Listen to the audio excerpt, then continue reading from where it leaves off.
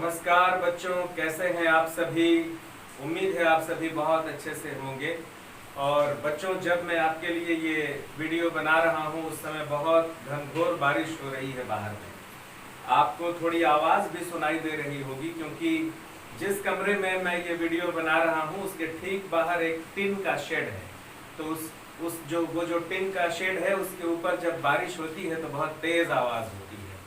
तो ठीक है, उम्मीद करते हैं कि इस साल का मानसून बहुत ही अच्छा रहे और हमारे जो कृषक साथी हैं उन्हें बहुत राहत मिले, अच्छी खेती हो, अच्छी फसल हो, है ना। ये मानसून की पहली बारिश है, पहला फुहार है, हमें इसका स्वागत करना चाहिए। तो मुझे लगता है कि मेरी आवाज़ आपको सुनाई दे रही होगी और यदि आप सुन रहे हैं तो उस बारिश की आवाज़ से हम लोगों को कोई परेशानी नहीं है। तो बच्चों, हमने संत कबीर की साखियां और सबद पढ़ लिया था और साखियां जो हैं लगभग 7 साखियां हैं जो पद के रूप में है, उसे हमने समझ लिया था। और 2 सबद हैं। पहला सबद जो है उसे ही हमें पढ़ना था, हमने उसे भी पढ़ लिया। और बीच बीच में मैंने आपको ये भी बताया था कि इन साखियों से किस तरह के प्रश्न आ सकते हैं। तो वो तो मैंने आपको कुछ ऐसे प्रश्न बताए थे जो प्रश्न आपकी किताब में नहीं है, प्रश्न और अभ्यास में नहीं है। तो उस पे हमने चर्चा पिछली कड़ी में कर ली थी। लेकिन अब आज का ये जो एपिसोड है, आज की ये जो कड़ी है, उसमें हम बहुत विस्तार से प्रश्न और अभ्यास में जो प्रश्न दिए हुए हैं उस पर बातचीत करेंगे, उसे समझेंगे। और हमेशा की तरह एक बात मैं आपसे फिर कहना चाहूंगा कि आप कविता का अर्थ जरूर लिखें, साखियां सबद का अर्थ जरूर लिखें। और जो मैं प्रश्न उत्तर आप लोगों से बातचीत के माध्यम से उत्तर तक पहुंचने की कोशिश कर रहा हूं, उसे आप सुनिए। 1 बार सुनिए, 2 बार सुनिए, आपको सुनने में ही वो पूरा उत्तर याद हो जाएगा। और जब वो उत्तर याद हो जाएगा तो आप अपनी भाषा में उसे कैसे लिख सकते हैं, उसे आप अपनी फेयर कॉपी में लिखिए, है ना। तो इससे क्या होगा बच्चों कि आप सभी के लिखने की जो क्षमता है वो बढ़ेगी। मैं कभी ये नहीं चाहूंगा कि आप सभी मेरा दिया हुआ प्रश्नों का उत्तर लिखें और उसे उतना ही याद कर लें, रट लें, और रटने के बाद एकदम हूबहू वैसा ही जाकर आप परीक्षाओं में लिख दें। दरअसल मैं चाहता हूं कि आपके भीतर जो लिखने की नैसर्गिक क्षमता है, प्रतिभा है, वो संवरना चाहिए। तो आप मुझसे बातचीत कीजिए, जितने भी प्रश्न हैं उस पर मैं आपसे बातचीत कर रहा हूं और फिर हम लोग एक अच्छे उत्तर तक पहुंचते हैं। फिर वो उत्तर आपको समझ में आ जाएगा, फिर आप उस उत्तर को अपनी तरह से अपनी कॉपी में लिखेंगे। इससे आपकी लेखनी, आपकी क्षमता बढ़ेगी। उसके बाद भी यदि आपको कोई परेशानी आती हो, यदि आपको लगता हो कि सर आप ही लिखवा दीजिए और आप ही कुछ ऐसा लिखित सामग्री उपलब्ध करवा दीजिए जिसे हम लिख लें, तो मैं पूरी कोशिश करूंगा, पूरा प्रयास करूंगा। पिछले साल के कुछ बहुत अच्छे बच्चे हैं जिन्हें मैंने नोट्स बनवाया था, उनसे उनकी कॉपी लेकर के और उसका स्क्रीनशॉट लेकर के मैं आपके लिए भेज दूंगा। तो आप उसे उतार लेंगे, क्योंकि इस छोटे से बोर्ड पे ये संभव नहीं हो पाएगा कि मैं यहाँ लिखूं और आप उतारें। ठीक है, चलिए आप किताब खोलिए और प्रश्न क्रमांक 1 देखिए। मैं भी अपनी किताब पन्ने पलटता हूं और प्रश्न क्रमांक 1 देखते हैं और उस पर चर्चा करते हैं।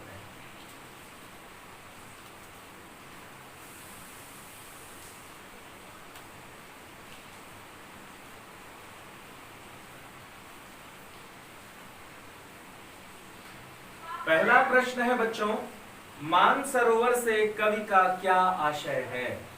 याद करिए, जब मैं आपको बिल्कुल पहली ही साखी पढ़ा रहा था तो मैंने आपको बताया था कि मानसरोवर का 2 अर्थ निकलता है। एक इसका शाब्दिक अर्थ और दूसरा इसका आशय। शाब्दिक अर्थ जो है वो ये है कि मानसरोवर एक तालाब है, एक जलाशय है, बहुत विशाल जलाशय है, बहुत ही बड़ा। और जितना खूबसूरत इसका नाम है उतना ही खूबसूरत इसे देखने में वो है भी। और स्वच्छ जल है इसका, इतना स्वच्छ जल है कि ऐसा माना जाता है कि देवता इसमें आकर के स्नान करते हैं। और यह हिमालय में कहीं मानसरोवर, ये जो जलाशय है, वह पाया जाता है। ये तो इसका शाब्दिक अर्थ हुआ, लेकिन कबीर ने अपनी साखियों में इसका प्रयोग प्रतीकात्मक अर्थों में किया है। कबीर का मानना यह है कि ये जो मान सरोवर है वह कुछ और नहीं, हमारा हृदय है। या आप यूं कहें कि कबीर ने अपने हृदय को, मनुष्य के हृदय को मान सरोवर कहा है।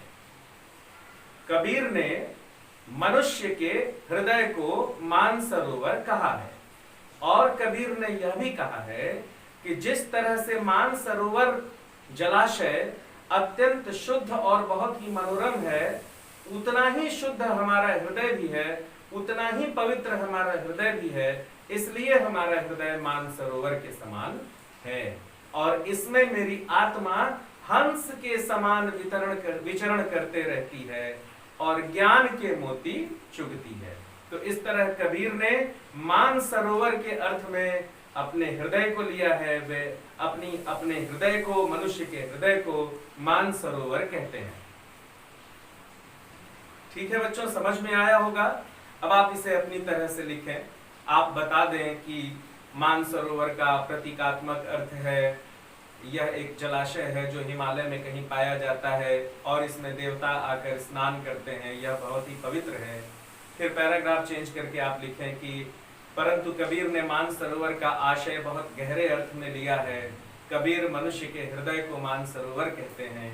कबीर का मानना है कि मनुष्य का हृदय बहुत ही पवित्र और विशाल है, शुद्ध है, कोमल है और इस हृदय में ही आत्मा हंस के समान विचरण करती है और ज्ञान के मोती चुगती है। इसलिए कबीर मनुष्य के हृदय को मान सरोवर कहते हैं। दूसरा प्रश्न, कवि ने सच्चे प्रेमी की क्या कसौटी बताई है? ठीक है, तो आप वो साखी याद करिए जिसमें कबीर कहते हैं कि प्रेमी ढूंढत मैं फिरूं, प्रेमी मिला न कोय, प्रेमी को प्रेमी मिले सब विष अमृत होए।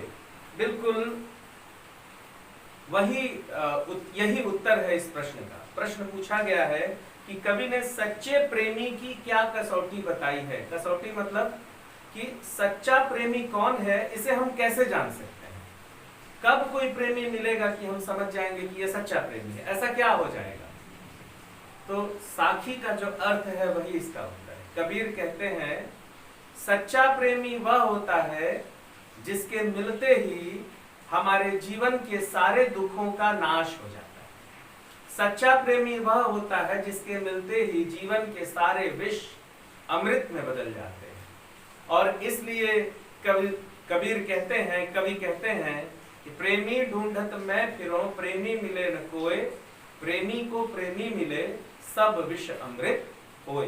देखिए ये जो साखी है, दूसरी ही जो साखी है वही इसका उत्तर है। तो सच्चा प्रेमी कौन है?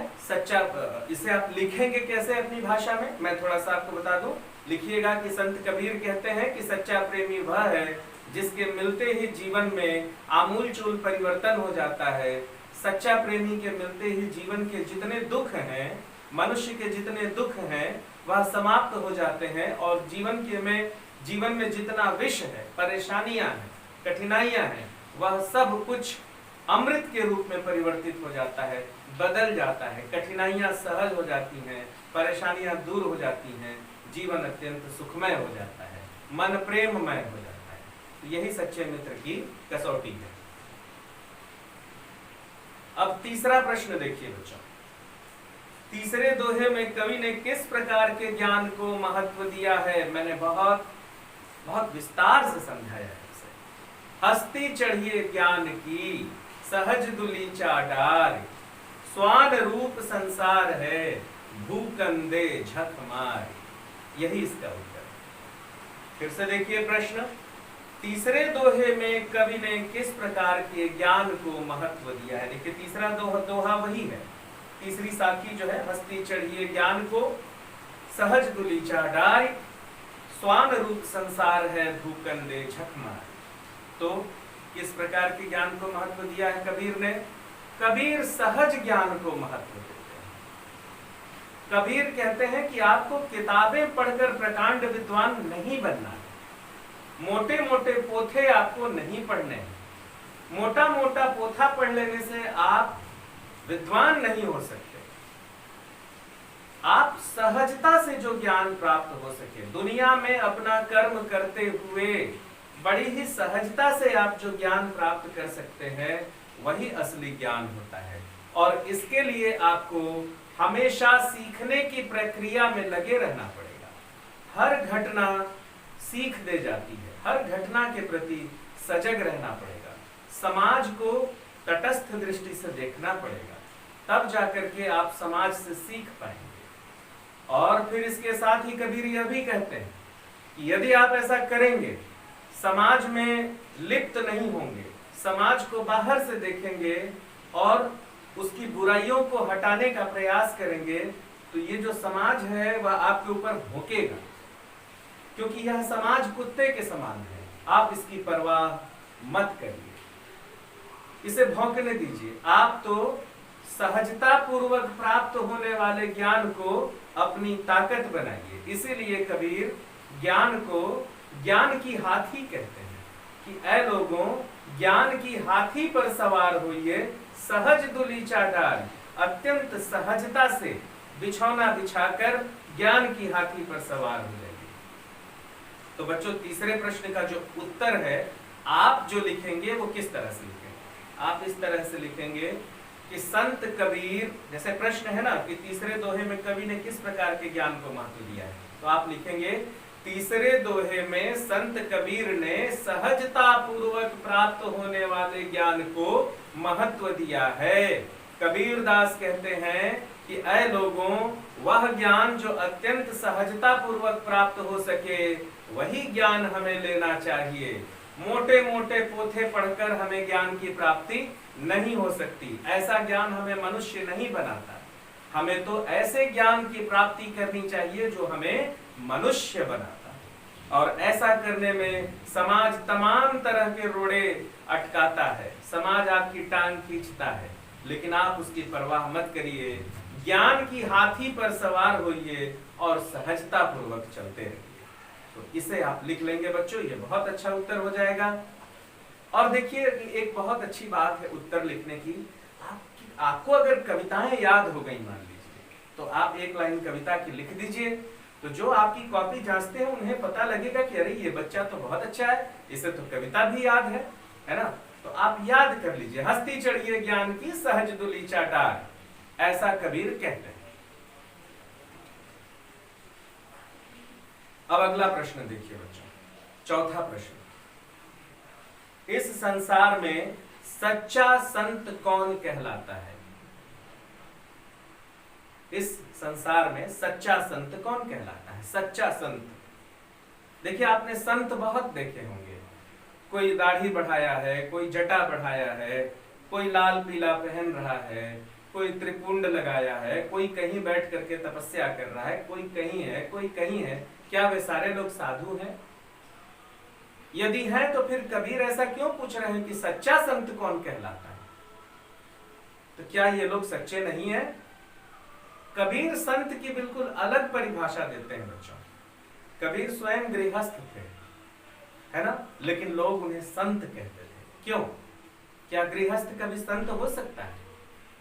बिल्कुल हो सकता है। गृहस्थों के आचरण अगर संत के समान है तो गृहस्थ संत हो सकता है।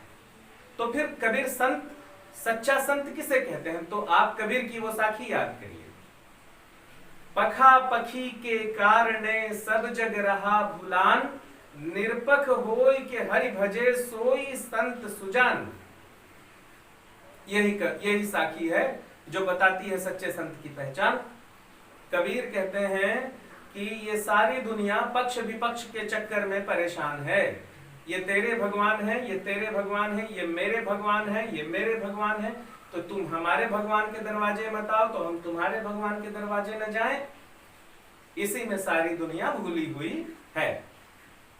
लेकिन जो व्यक्ति धार्मिक संकीर्णता और भेदभाव, जातिगत भेदभाव, है ना, आर्थिक भेदभाव, सामाजिक और सांस्कृतिक भेदभाव से ऊपर उठ जाता है, निष्पक्ष हो जाता है और एक ही देवता का स्मरण करता है, निराकार ब्रह्म की उपासना करता है, जिसका कोई नाम नहीं है, न वो हिंदू है न मुसलमान है।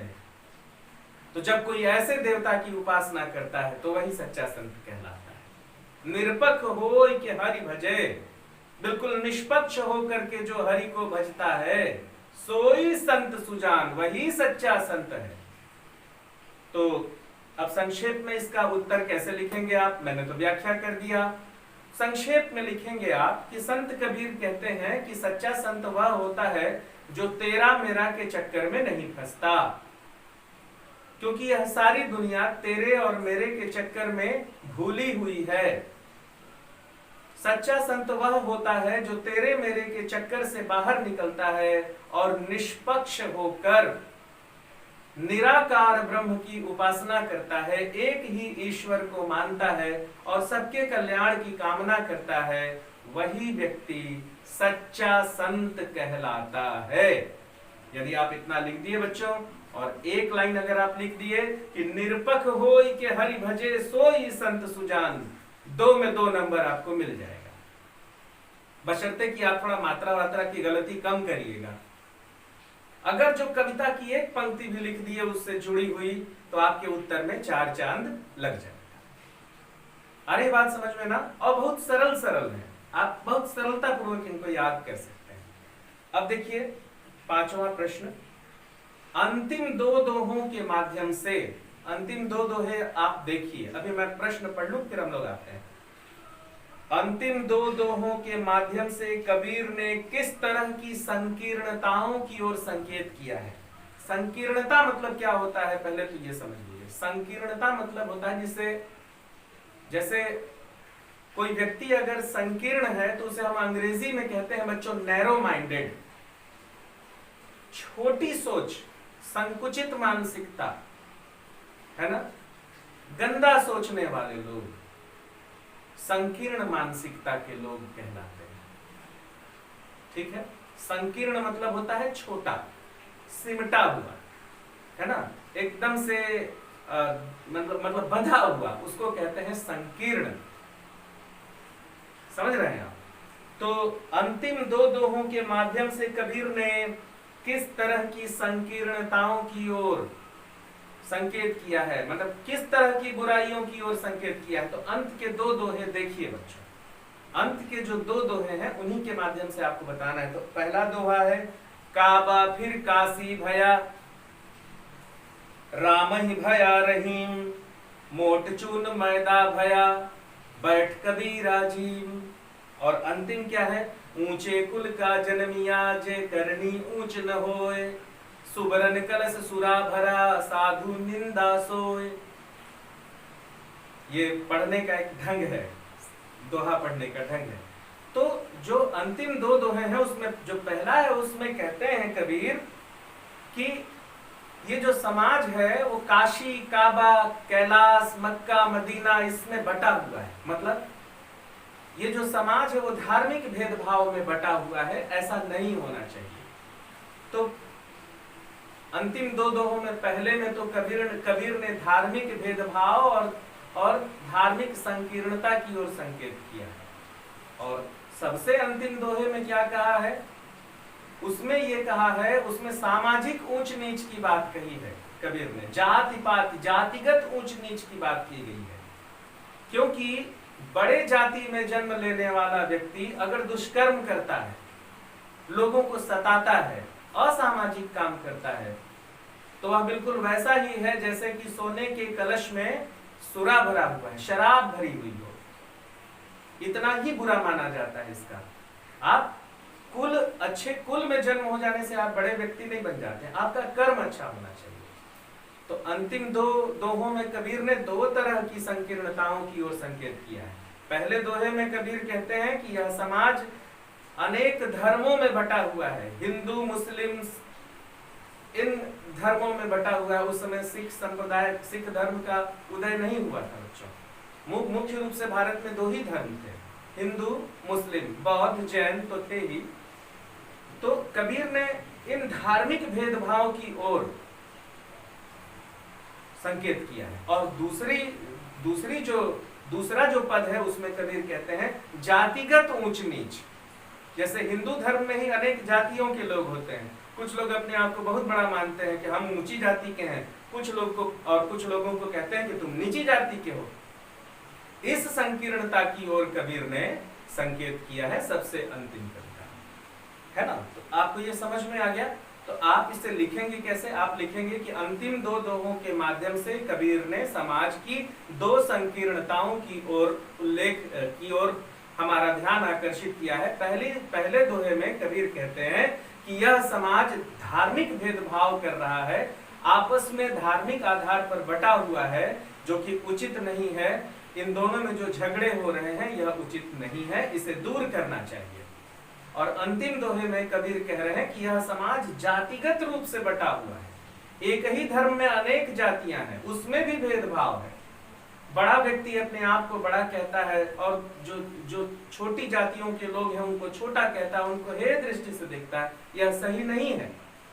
मनुष्य अपने कर्म से बड़ा बनता है। फिर से सुन लीजिए, मनुष्य अपने कर्म से बड़ा बनता है। अच्छा कर्म करेंगे बड़े बन जाएंगे, खराब कर्म करेंगे तो भले ही ऊंची जाति में जन्म लिए हों लेकिन अच्छा नहीं कहलाएंगे आप। बिल्कुल वैसा ही जैसे सोने के कलश में शराब भरी हुई हो। समझ में आया बच्चों? इसको अपनी तरह से आप, है ना, लिखेंगे, थोड़ा सा अपने सरल लहजे में इसे लिख लेंगे। अब देखिए छठवां प्रश्न जो है, बिल्कुल जो अभी मैं जिस उत्तर की व्याख्या कर रहा था बिल्कुल वही इसका भी उत्तर है। क्या है छठवां प्रश्न? छठवां प्रश्न है, किसी भी व्यक्ति की पहचान उसके कुल से होती है या उसके कर्म से होती है? तर्क सहित उत्तर दीजिए। देखिए, किसी भी व्यक्ति की पहचान उसके कुल मतलब जिस खानदान में वो जन्म लेता है। जैसे अगर कोई हिंदू ब्राह्मण कुल में जन्म लिया तो हम उसे ब्राह्मण कहेंगे, क्षत्रिय कुल में जन्म लिया तो हम उसे क्षत्रिय कहेंगे, वैश्य कुल में जन्म लिया तो हम उसे वैश्य कहेंगे, और उससे नीचे की जातियों में जन्म लिया तो उसे लोग उस जाति के नाम से संबोधित करते हैं। तो क्या ये अच्छा है? तर्क सहित उत्तर दीजिए। क्या जन्म लेने के आधार पर ही मनुष्य को ऊंचा नीचा मानना चाहिए, या मनुष्य को ऊंचा नीचा मानने का जो आधार है वह कर्म होना चाहिए? आप किस में अपनी राय रखते हैं? भाई मैं तो, आप मेरी राय पूछिएगा तो मैं तो ये कहता हूं कि मनुष्य अपने कर्म से बड़ा बनता है, जाति और संप्रदाय से कोई लेना देना नहीं है। मनुष्य कहीं भी जन्म लेता है वो उसके हक उसके हाथ में नहीं है। वह मनुष्य के रूप में जन्म लेता है, यही बहुत बड़ी बात है। ये जाति, ये संप्रदाय, ये मनुष्यों ने बनाया है, और इसी बात की ओर कबीर इशारा कर रहे हैं। तो कबीर का कहना यह है, जो छठवां प्रश्न है, कि किसी भी व्यक्ति की पहचान उसके कुल से होती है या उसके कर्मों से? तर्क सहित उत्तर दीजिए। तो आप क्या उत्तर देंगे? किसी भी व्यक्ति की पहचान उसके कुल से नहीं की जाती बल्कि उसके कर्म से की जानी चाहिए। हालांकि यह समाज इतना संकीर्ण है कि कुलों से आदमी की पहचान करता है, लेकिन यह बिल्कुल गलत है। कबीर इसके विरोध में खड़े हैं। कबीर कहते हैं कि ऊंचे कुल में जन्म लेने के बाद भी अगर काम अच्छा नहीं करेंगे आप, तो आप अच्छे आदमी नहीं हैं। निम्न कुल में जन्म लेकर अगर आप अच्छा काम करते हैं, महान काम करते हैं, तो सारी दुनिया आपके सामने नतमस्तक हो जाएगी। और इसी बात को रेखांकित करते हुए कबीर अपनी अंतिम साखी में कहते हैं, ऊंचे कुल का जन्मिया जे करनी ऊंच न होए, सुबरन कलश सुरा भरा साधु निंदा सोए। कहते हैं कबीर कि ऊंचे कुल में जन्म लेने के बाद भी कर्म अगर अच्छा नहीं है तो बिल्कुल आप वैसे ही हैं जैसे कि सोने के कलश में शराब भरा हुआ है, और हम इसकी निंदा करते हैं। अब तर्क सहित उत्तर देना है, तो आप तर्क दीजिए कि अनेक लोग ऐसे हैं जो बड़ी जातियों में पैदा होने के बाद भी खराब काम करते हैं। समाज में हम आए दिनों आमतौर पर देखते हैं कि बड़ी अगड़ी जातियों के लोग खराब काम कर रहे हैं, लेकिन वहीं हम देखते हैं कि कुछ जिसे हमने छोटी जातियां कहा है, उस जातियों में उत्पन्न हुए लोग हिंदुस्तान को, हमारे देश को, दुनिया को कहां से कहां लेकर पहुंच गए। कितना महान काम किया उन्होंने। तो इस तरह से ये जो समाज है उसमें व्यक्ति की पहचान कर्म से होनी चाहिए। और आज जबकि हम 21वीं सदी में रह रहे हैं 2020 में, तो धर्म, संप्रदाय और जाति की का यह जो भेदभाव है इसे तो खत्म करना ही चाहिए। बच्चों, जो ये अगला जो प्रश्न है, काव्य सौंदर्य स्पष्ट कीजिए। हस्ती चढ़िए ज्ञान की सहज दुली चाडारी, स्वान रूप संसार है भूकंदे झकमार। काव्य सौंदर्य क्या होता है? जब हम किसी कविता के काव्य सौंदर्य की बात करते हैं बच्चों, तो काव्य सौंदर्य होता क्या है, हम उसमें क्या देखते हैं? देखिए, कविता का सौंदर्य दो तरह से बनता है बच्चों। या तो कविता का अर्थ बहुत अच्छा हो, या कविता का शिल्प बहुत अच्छा हो। तो आप कहेंगे सर शिल्प मतलब, अर्थ तो समझ में आ गया, या तो कविता का अर्थ बहुत बढ़िया हो तो उसका सौंदर्य निखर जाएगा, या कविता का शिल्प बहुत अच्छा हो। तो सर शिल्प का मतलब क्या होता है? शिल्प मतलब कविता का गढ़न, कविता कैसे लिखी गई है, कैसे कैसे शब्दों का इस्तेमाल किया गया है, कैसे कैसे अक्षरों का इस्तेमाल किया गया है, पढ़ने में बड़ा अच्छा लग रहा है। जैसे मैं पढ़ूं कि कोटि के एक अलधौत के धाम करील के कुंजन ऊपर वारों क क क क क क क, है ना? इसे कहते हैं अनुप्रास अलंकार, है ना? बोलने में बहुत अच्छा लगता है। चारु चंद्र की चंचल किरणें खेल रही थी जल थल में, स्वच्छ चांदनी बिछी हुई थी अवनी और अंबर तल में। बोलने में कितना अच्छा लगा। तो इसे कहते हैं शिल्प, मतलब लिखने का तरीका। तो दोनों ही आधार पर हम किसी भी कविता के सौंदर्य को, सुंदरता को स्पष्ट करते हैं। अब आइए इस साखी पर, इसका आपको सौंदर्य स्पष्ट करना है। तो कौन सी कविता है ये? हस्ती चढ़िए ज्ञान की सहज दुली चाडारी, स्वान रूप संसार है भूकंदे झकमारी। इसमें सुंदरता स्पष्ट करनी, कविता की सुंदरता। तो आप देखिए, यह जो कविता है वह अर्थ और शिल्प दोनों ही रूपों से अत्यंत सुंदर दिखाई पड़ती है। जब हम इस कविता को पढ़ते हैं तो इसके शब्दों के जो प्रयोग हैं, हमारे मुंह से जो शब्द निकलते हैं और उसकी जो ध्वनियां निकलती हैं, उसे सुनने में हमें बहुत अच्छा लगता है। तो पहले तो यही बात है कि यह कविता सुनकर बहुत, यह साखी सुनकर, दोहा सुनकर हमें बहुत अच्छा लगता है। दूसरी बात ये कि इस कविता का जो अर्थ है वह बहुत ही अच्छा है। यहाँ पर कबीर ने प्रतीकों के रूप में बात की है। ज्ञान को हाथी के समान कहा है, दुनिया को कुत्ते के भौंकने के समान कहा है। तो बहुत ही माफ करिएगा बहुत ही शानदार प्रतीकों का इस्तेमाल कबीर ने किया है ना? फिर कबीर ने मुहावरे का प्रयोग किया है। भूकंदे झकमारी, झक मार, झक मारना एक मुहावरा है। तो एक छोटी सी कविता में 2 लाइन में कबीर ने मुहावरा भी डाल दिया। कबीर ने बहुत सुंदर सुंदर उपमाएं भी दे दी।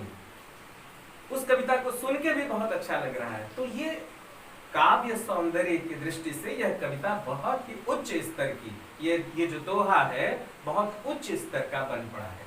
तो आप क्या लिखेंगे? तो मैंने इसकी व्याख्या कर दी, आप सामान्य शब्दों में लिखेंगे। कहेंगे कि काव्य सौंदर्य की दृष्टि से दी गई कविता, दिया गया दोहा अत्यंत सुंदर दिखाई देता है। जब हम इसे सुनते हैं तो यह हमारे कानों को बहुत अच्छा लगता है। जब हम इसे पढ़ते हैं तो इसे पढ़ने में बहुत अच्छा लगता है। और जब हम इसके अर्थ की ओर ध्यान देते हैं तो हमें अनेक बातें दिखाई देती हैं।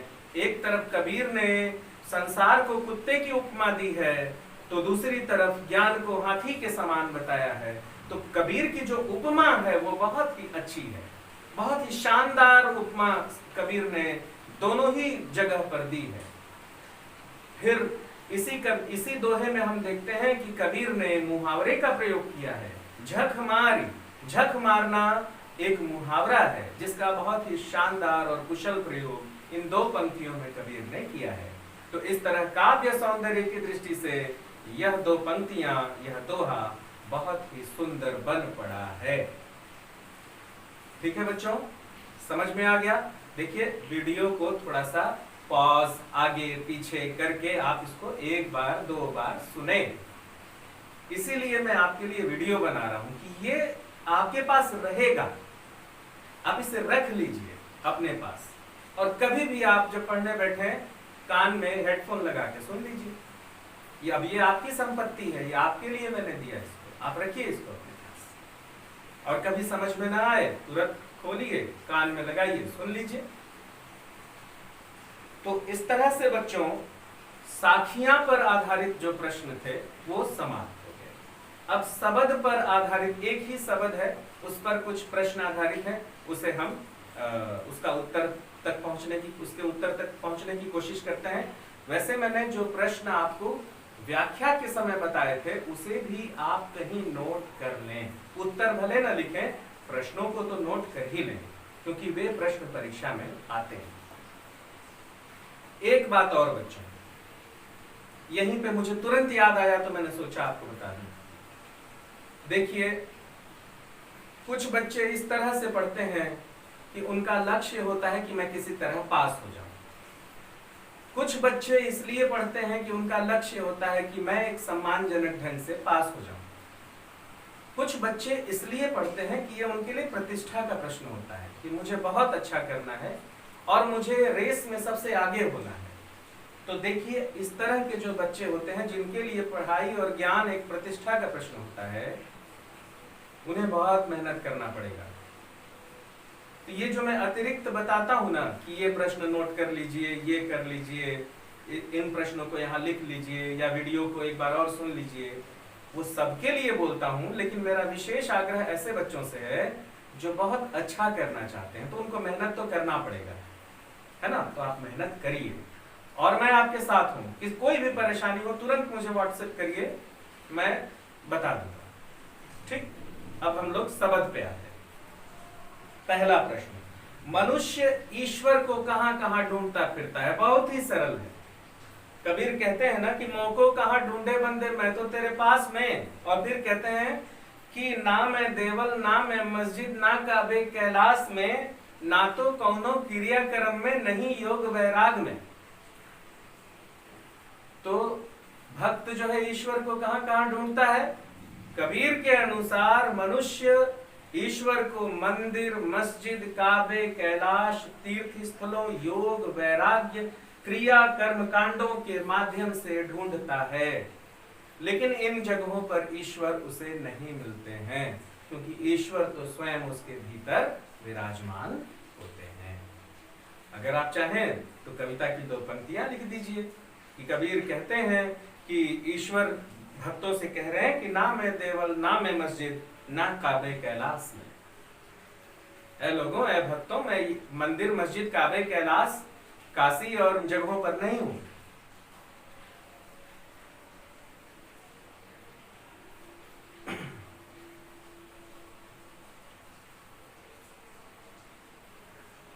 अगला प्रश्न, मनुष्य, कबीर ने ईश्वर प्राप्ति के लिए किन किन प्रचलित विश्वासों का खंडन किया है? प्रश्न को समझिए। ईश्वर की प्राप्ति के लिए जो प्रचलित विश्वास है उनका कबीर खंडन करते हैं। तो प्रचलित विश्वास का मतलब क्या होता है? कि दुनिया जो समझती है ईश्वर के बारे में, दुनिया जो समझती है, दुनिया जो मानती है, ईश्वर के बारे में हम जैसा मानते हैं वही प्रचलित विश्वास है। उसे ही कहते हैं, जो विश्वास चल रहा है उसको प्रचलित विश्वास कहते हैं।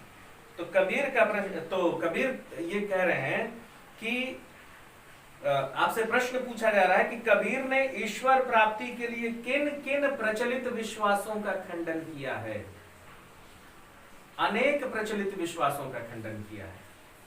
तो इसका उत्तर आप कैसे लिखेंगे? कबीर के अनुसार ईश्वर की प्राप्ति के लिए मनुष्य के सामने अनेक प्रचलित विश्वास है। मनुष्य अनेक तरह की धारणाएं बनाकर रखा है। मनुष्य का मानना है कि ईश्वर मंदिर में मिलेंगे, मनुष्य का मानना है कि ईश्वर मस्जिद में मिलेंगे, मनुष्य का मानना है कि ईश्वर तीर्थ स्थलों पर काशी और कैलाश और काबे में मिलते हैं। मनुष्य का मानना यह है कि पूजा पाठ क्रिया कर्म से ईश्वर मिलेंगे।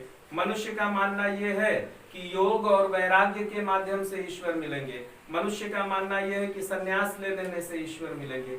ये सारे प्रचलित विश्वास मनुष्य मानता है, लेकिन कबीर इन सभी विश्वासों का खंडन करते हैं। कहते हैं इन सब से ईश्वर नहीं मिलेंगे।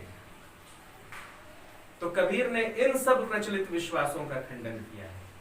कबीर कहते हैं कि ईश्वर मंदिर में नहीं मिलेंगे, मस्जिद में नहीं मिलेंगे, काबे कैलाश में नहीं मिलेंगे।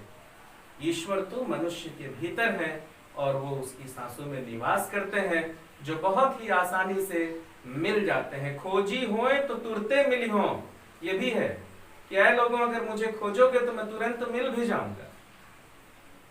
तो कबीर ने इस तरह के ईश्वर प्राप्ति के लिए प्रचलित इन सभी विश्वासों का खंडन किया है। समझ में आ रहा है बच्चों? बहुत कठिन तो नहीं बता रहा हूं ना मैं, आप इसे और आसान कर लीजिए। ऐसे करिए कि लिखिए कि कबीर ने ईश्वर प्राप्ति से संबंधित अनेक प्रचलित विश्वासों का खंडन किया है। कबीर कहते हैं कि लोग ऐसा मानते हैं कि ईश्वर मंदिर, मस्जिद, काबे, कैलाश, गिरजा, गुरुद्वारे में मिलेंगे। लोगों का मानना है कि ईश्वर योग और वैराग्य से मिलेंगे। लोगों का मानना है कि संन्यास लेने, साधु बन जाने से ईश्वर मिलेंगे। लेकिन कबीर कहते हैं कि ऐसा कुछ भी नहीं है। इन सभी माध्यमों से ईश्वर की प्राप्ति नहीं हो सकती है। ईश्वर तो हमारे भीतर ही है। हम अपने भीतर खोजेंगे तो हमको ईश्वर के दर्शन हो जाएंगे। ईश्वर और कुछ नहीं, सभी जीवों की श्वासों में निवास करते हैं। अपनी सांसों को पहचानिए, आपका ईश्वर वही है। जल्दी जल्दी बोल दिया ना, थोड़ा सा आप इसे रोक रोक के सुन लीजिए। तो जो अगला प्रश्न है बच्चों वो है, कबीर ने ईश्वर को सब श्वासों की श्वास में क्यों कहा है? मैं व्याख्या कर रहा था तो मैं आपको इसको खूब अच्छे से समझाया था। सब श्वासों की श्वास में मतलब जितने सांस दिख रहे हैं, मतलब इस दुनिया में जितने भी प्राणी हैं जो सांस लेते हैं, उन सब की सांस के बारे में ईश्वर कह रहे हैं, कबीर कह रहे हैं सब श्वासन की श्वास में। इसका अर्थ है, कबीर का कहना है कि इस धरती पर जितने भी प्राणी हैं जो श्वास ले रहे हैं, वे सब, उन सब की सांस में ईश्वर का निवास है। यही कबीर का कहना है। इसीलिए सब श्वास कह रहे हैं कि सब श्वास में जितने भी जीव हैं, उन सब के श्वास में ईश्वर का निवास है। तो आप इसका उत्तर कैसे लिखेंगे? लिखेंगे, कबीर कहते हैं कि इस धरती पर जितने भी प्राणी हैं जो सांस लेते हैं और सांस के बल पर जिंदा हैं, जीवित हैं, उन सभी की श्वासों में ईश्वर का निवास है। ऐसा कबीर का मानना है। इसलिए कबीर कहते हैं कि ईश्वर सब श्वासन की श्वास में निवास करते हैं।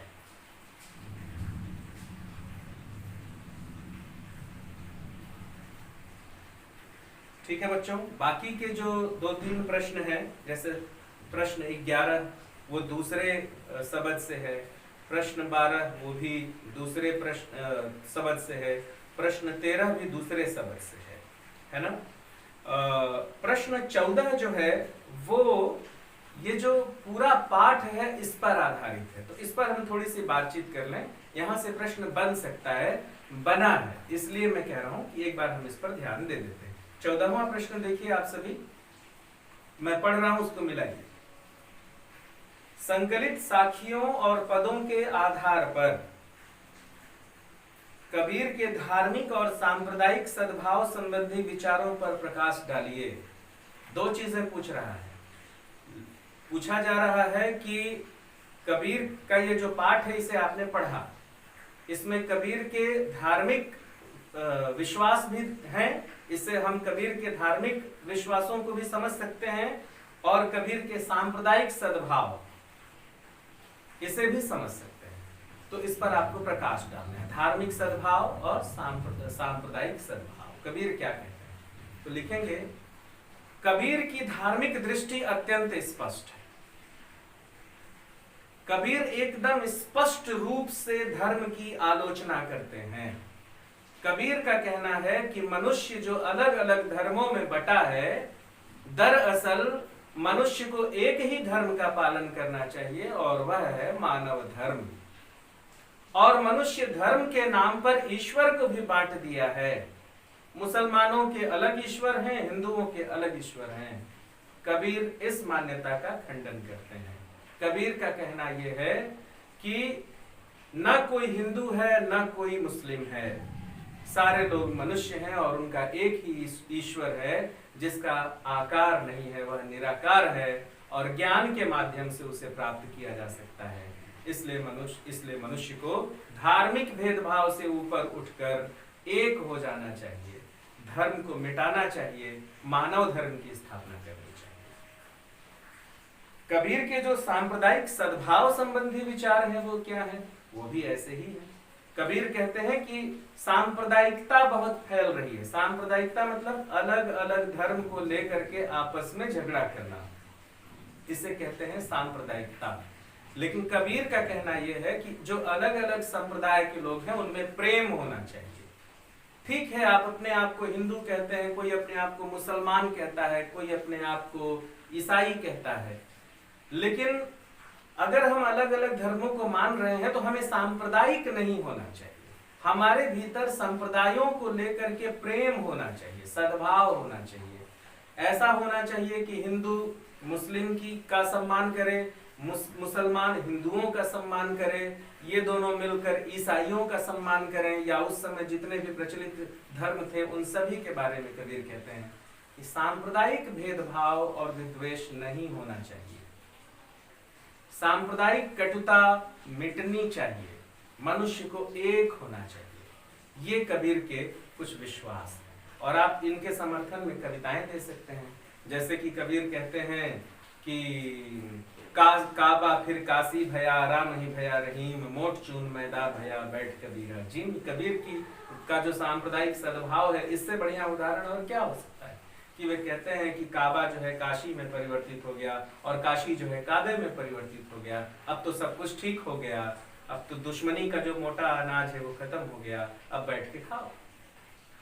तो ये कबीर के कुछ धार्मिक और सांप्रदायिक सद्भाव संबंधी विचार हैं बच्चों, जिन्हें आप एक दो कविता का उदाहरण देकर के आप लिख लेंगे। बाकी तो ये पाठ बिल्कुल समाप्त हो गया और मुझसे कुछ बच्चों ने कहा था, हालांकि ये पाठ हम जब लॉकडाउन था उस समय बच्चों आपको पढ़ा चुके थे हम लोग ये पाठ, लेकिन कुछ बच्चों का कहना ये था कि प्रश्न उत्तर पर एक बार और बातचीत हो जाती। कुछ व्यक्तिगत व्हाट्सएप पर मेरे पास छात्रों के मैसेज आए थे, संदेश आए थे कि सर एक बार आप प्रश्न उत्तर पे भी चर्चा कर लीजिए, पाठ तो आपने समझा ही दिया।